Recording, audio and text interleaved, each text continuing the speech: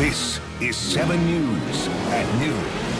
Off the top this afternoon, a terrifying crash landing in Canada as a plane packed with people goes down in flames and flips. One day later, the wreckage remains on the runway, the belly of the plane charred, the rest frozen over. Good afternoon. Miraculously, everyone on board survived this touchdown in Toronto. But 21 people were hurt, and investigators are now working to determine what went wrong, as Nate Foy reports. One day after this Delta Airlines jet went belly up at Toronto Pearson International Airport, investigators are trying to determine whether strong winds played a role in the crash landing. Drop it! The passengers described hanging like bats before freeing themselves from their seatbelts and then standing on what is normally the plane's ceiling. All 80 people on board were safely evacuated. More than a dozen were injured, but officials say none of those injuries are considered life-threatening.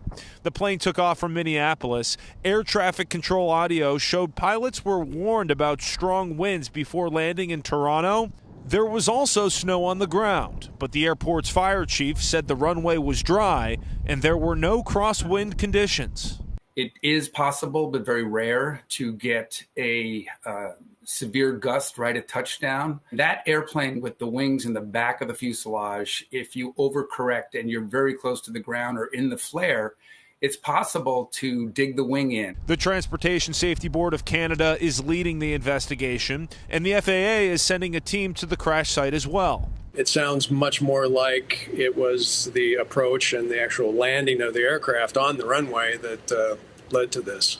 The plane involved was a CRJ-900 Canadian regional jet.